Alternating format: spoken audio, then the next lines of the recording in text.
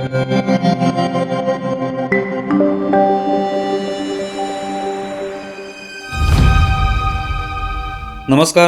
News डंकामध्ये मी महेश विचारे आपल्या सगळ्यांचं मनपूर्वक स्वागत करतो. मित्रांनो, सर्वप्रथम आपल्या सगळ्यांना शिवजयंतीच्या खूप खूप शुभेच्छा. छत्रपती शिवराय हे रयतेचे राजे होते. आपल्या रयतेचं, स्वराज्याचं नुकसान होऊ नये याबद्दल त्यांचा कटाक्ष असे. आर्थिक धोरणांच्या बाबतीत ते काटेकोर असत. एकूणच शिवाजी महाराज हे अर्थविवेकी राजे होते.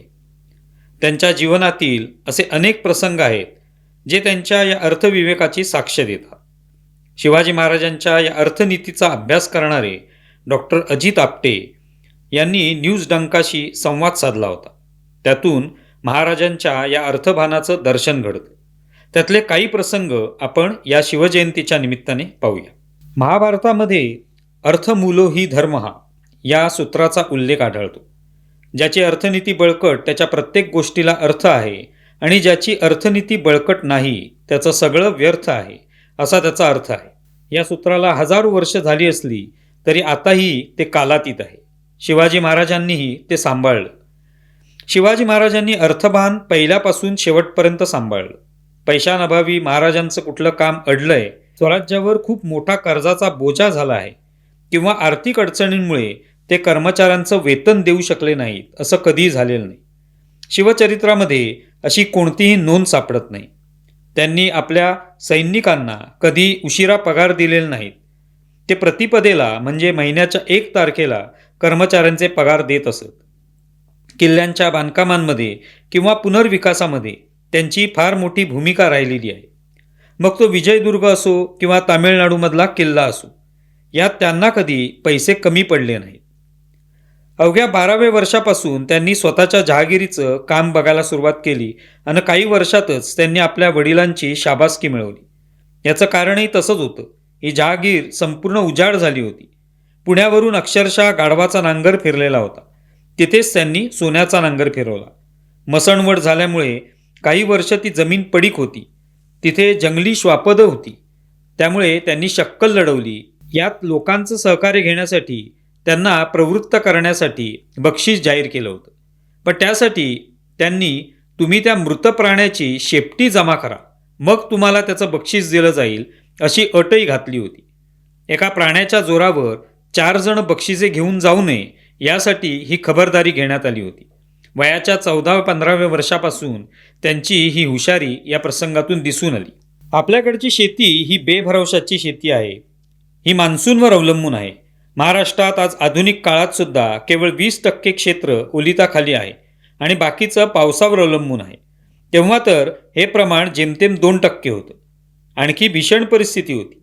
महाराजांनी शेतकऱ्यांची नेमकी अडचण समजून घेतली. शेतकऱ्यांची मुख्य अडचण असते ती पैसे. त्याच्याकडे पैसा नसतोच. त्यावेळेला अर्थव्यवस्थेमुळे मुळातच नगद म्हणजे रोख रक्कमच कमी होती. त्यामुळे आपल्याकडे म्हणीही तशाच आहेत. म्हणजे माणूस कसा आहे तर 15 रुपयासारखा असं म्हटलं जायचं. तेव्हा 1 रुपयाही माणसाच्या खिशात नसायचा किंवा असलाच तर विशेष गोष्ट असायची. तेव्हाही शेतकरी अडचणग्रस्तच होता. मात्र त्यांना शिवाजी महाराजांसारखा जाणता राजा मिळाला. अशा परिस्थितीत महाराजांनी सर्वप्रथम शेतकऱ्यांच्या अडचणी समजून घेतल्या. शेतकऱ्याला बी बियाण्यांसाठी, अवजारांसाठी पैसे नसतात, त्याच्याकडे रोख रक्कम नसते. तेव्हा महाराजांनी अमुक एका शेतकऱ्याला बी बियाणं हवं असल्यास ते त्याला मोफत देण्याचा निर्णय घेतला. शेतकऱ्याला आधी शेती करू द्या, त्यातून त्याला उत्पन्न मिळू द्या. त्यानंतर जे त्याला देण्यात आलं आहे त्यावर अव्वाच्या सव्वा व्याज लावू नका. त्याची परिस्थिती पाहून मगच त्याच्याकडून वसुली करा, असे निर्देश त्यांनी दिलेले होते. कोणालाही फुकट काही द्यायचं नाही हे तत्त्व मात्र त्यांनी पाळलं. पैसा फिरवल्याशिवाय तो इतरांपर्यंत पोचणार नाही हे ते जाणून होते. त्यामुळे त्यांनी शेतीसाठी साहित्य दिलं तरी त्यांची पैशाच्या रूपात वसुली केली. माफक व्याजदराने किंवा व्याज माफ करायचं, मात्र मुद्दल कुठल्याही परिस्थितीत फुकट द्यायची नाही हे सूत्र त्यांनी कटाक्षाने अवलंबलं होतं. एखाद्याला पैशांची गरज असेल तर त्या गरजेपुरतेच पैसे द्यायचे, अधिकचे द्यायचे नाहीत. कारण त्या अधिकच्या पैशातून तो व्यसन करू शकतो किंवा मुलीचं लग्न करण्याच्या निमित्ताने पैसा उधळण्याचा धोका होतो. अशा प्रकारे सरकारच्या पैशांचा गैरवापर होऊ नये याकडे त्यांचा कटाक्ष होता. छत्रपती शिवाजी महाराजांनी चलन निर्मिती केलेली. स्वतंत्रता आणि सार्वभौमत्व यासाठी महाराजांना स्वतःचं चलन हवं होतं. म्हणून त्यांनी त्याची निर्मिती केली. तांब्याची शिवराई आणि सोन्याचा होन ही नाणी राज्याभिषेकाच्या निमित्ताने आणली गेली. आपलं राज्य सार्वभौम असेल तर आपलं चलनही आपल्या ताब्यात हवं, हा अर्थविवेक त्यामागे होता. राज्याभिषेकाला हेनरी ऑक्सिंडन, त्याचे शिष्टमंडळ हे आले होते. त्यांच्या व्यापारी वाटाघाटी महाराजांची झाल्या. त्यांच्यातील 3 कलमं महाराजांनी खोडली होती. इंग्रजांनी आमच्याकडे चांगलं तंत्रज्ञान असल्याने तुमची नाणी आम्हाला पाडू द्या अशी मागणी केली होती. मात्र महाराजांनी ती फेटाळून लावली. आमचं जे काही ओबडधोबड तंत्रज्ञान असेल ते आम्ही वापरू, मात्र आमची नाणी आम्हीच पाडणार, यावर ते ठाम होते. त्यावेळी भारतामध्ये कुठल्याही राज्यामध्ये अनेक चलनं यायची. मुघलांची, आदिलशाहीची, इंग्रजांची. त्याच्या मूल्यावर विनिमय दर ठरायचा. सोनं, चांदी आणि तांबे हे 3 महत्त्वाचे धातू होते. त्याचं मूल्यांकन करून त्यानुसार विनिमय दर ठरायचा. पोतदार ही कामं करायचा. नाण्याचं मूल्य बघून तो विनिमय करायचा.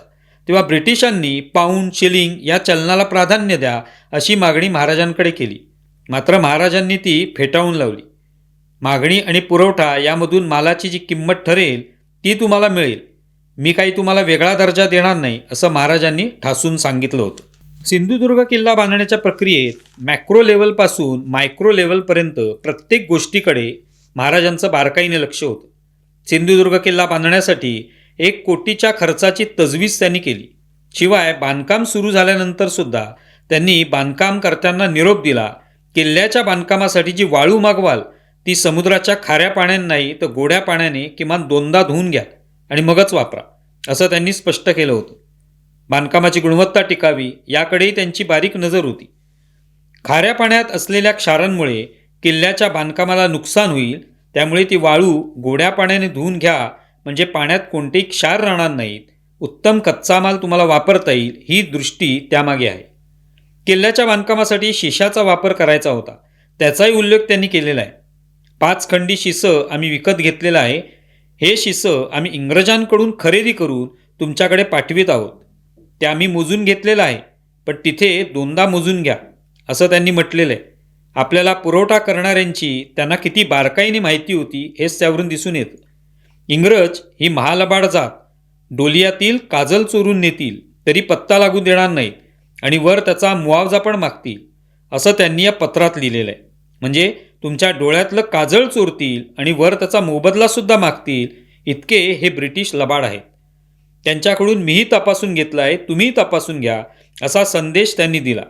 म्हणजे एकीकडे मॅक्रो स्तरावर 1 कोटी मूल्याची निर्मिती आणि दुसरं मायक्रो स्तरावर मी कुठेतरी माल पाठवतोय, त्याचं आपल्याला 100% वसूल झालं पाहिजे, ही दृष्टी. महाराजांना या छोट्या छोट्या गोष्टींची जाण होती. त्यांना इंग्रजांचं, औरंगजेब आणि आपल्या माणसांच्या छोट्या छोट्या गोष्टी माहीत होत्या.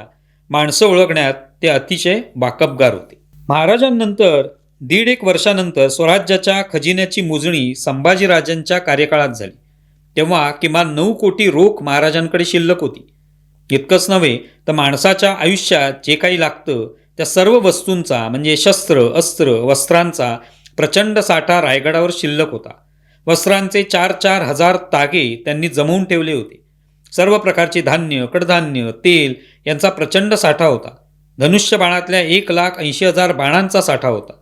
हे वर्णन वाचल्यावर पुढे 200 वर्षांनी जेम्स डग्लसने दिलेली प्रतिक्रिया महाराजांचं मोठेपण अधोरेखित करते. या सगळ्या साधनसामग्रीचा आणि तयारीचा विचार केला तर कमीत कमी सैन्यानिशी रायगड अख्ख्या जगाविरुद्ध लढू शकला असता, असं जेम्स यांनी लिहून ठेवले. तुम्हाला व्हिडिओ कसा वाटला हे जरूर कळवा. आमचा व्हिडिओ जास्तीत जास्त लाईक करा, शेअर करा आणि आमचं यूट्यूब चॅनल सबस्क्राईब करा. धन्यवाद.